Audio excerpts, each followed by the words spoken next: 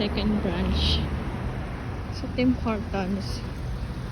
So, ito-try ko lang din mag-dine in. Kasi nga galing ako sa labas at nag-walking. Then, itong mas malapit sa bahay pero sa kabila kasi ako na-assign. So, this is it.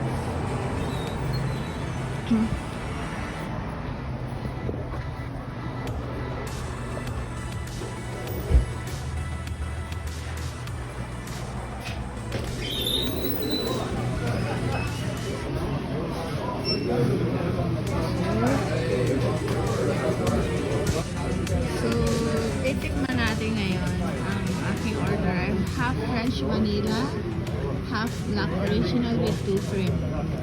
So, ito yung kanilang menu. So, nice din naman. And then, I'll do the walking later on. Ito lang naman ang aking pinunta. Magkape. Habang maglalakad pa uwi. Sana wag pang umulan kasi paambon-ambon na siya.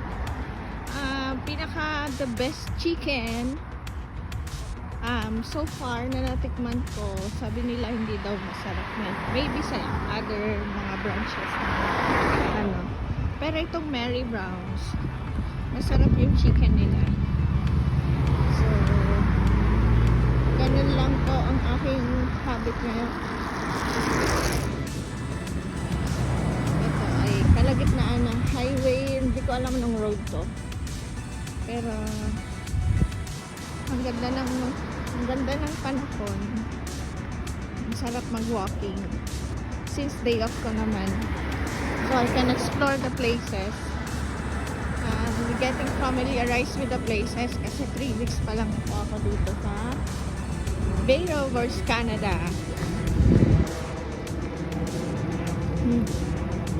Ayan. Wala naman sa bundok yung sa stoplight.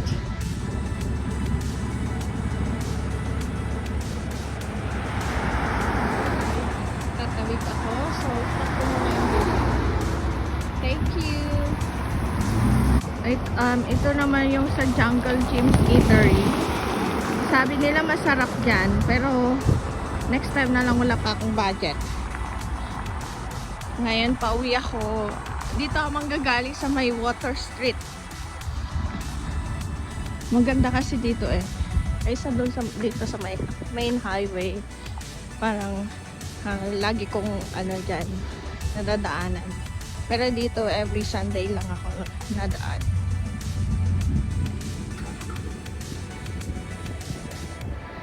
Yan. Mga kapatid, hindi po basta-basta ang Canada.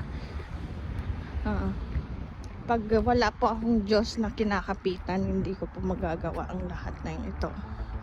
Hindi po ako magiging masaya sa aking pinili ngayon. So, if ever that you are still new sa Canada, bagong-bago lang, kagaya ko, just trust the Lord with all your hearts. Lean unto Him and do not be anxious in every ways. Kasi, ang experience ko po, if you ever choose to be sad, masasad ka talaga. Ikaw din magsasuffer kalaunan. So, kailangan pakatatag ka. Kasi, once you have faith in the Lord, no, everything will follow. He will give you the joy, exceedingly joy. At hindi mo maiisip na ma-depress. Dahil tingnan mo naman ng places, di ba?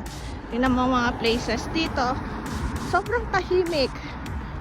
Hindi sa kagaya sa atin sa Pilipinas, or even kung ex-abroad ka, or ako sa Kuwait ako nanggaling at marami at hindi ganun yung environment na meron ako, no? So, I'm still in the transition of adjusting, pero alam mo yon yung pinili mo siya, nag-decide kang mag-migrate sa Canada dahil it was your dream. It was my dream as well. So, pakatatag ka, kapatid. Kasi hindi naman talaga basta-basta ang mga tinatahak natin. But all glory to God dahil mayroon tayong Diyos na kinakapitan. Meron tayong pinagkakatiwalaan dahil siya lang makakatulong sa atin, dahil siya lang makaka-coop up ng ating mga sadness, ng ating depressions na. So yun lang po mga kapatid, and I really love these places kung saan ako dinala ni Lord dahil baka peaceful, ang ganda ng place na I'm really still thankful to the Lord dahil grinant niya yung aking long time dream, long time prayer since I am 7 years old. No, nagde-desire na din talaga ako. Ay, may freeze ako oh. Kasi nga lang medyo medyo luma na. Ayan.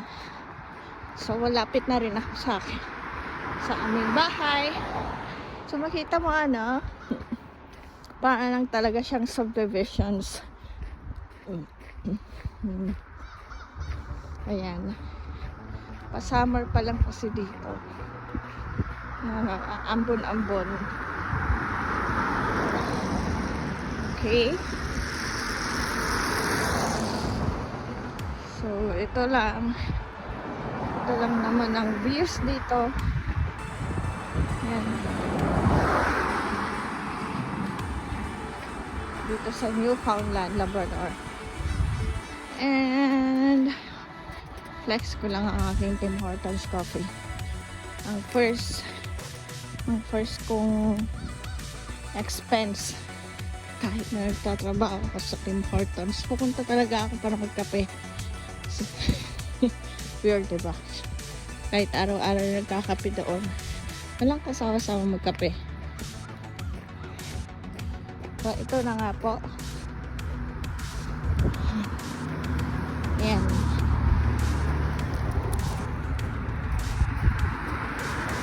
Salamat Lord. Salamat dito sa country na ito na binigay mo. O Lord God.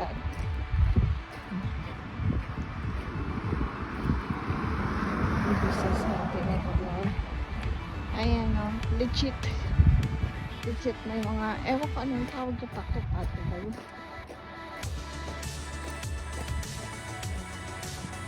Nahingal na ako. Alam mo kung bakit? Walang exercise eh. Exercise. Kaya ganyan. See?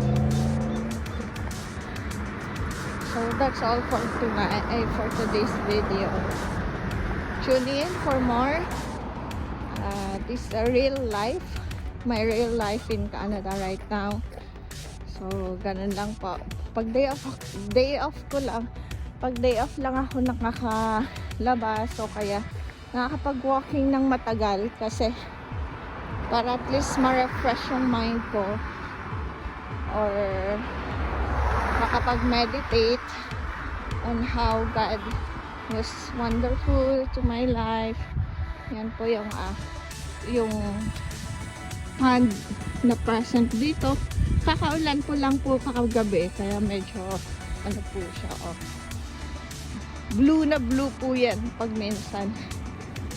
Kaso nga lang napakalamig pa rin. Malamig yung tubig, hindi ka makaka-swimming. Pero amoy dagat siya. Gusto ko yung amoy seaweeds. Fresh air na fresh air. Away from pollution. Yan.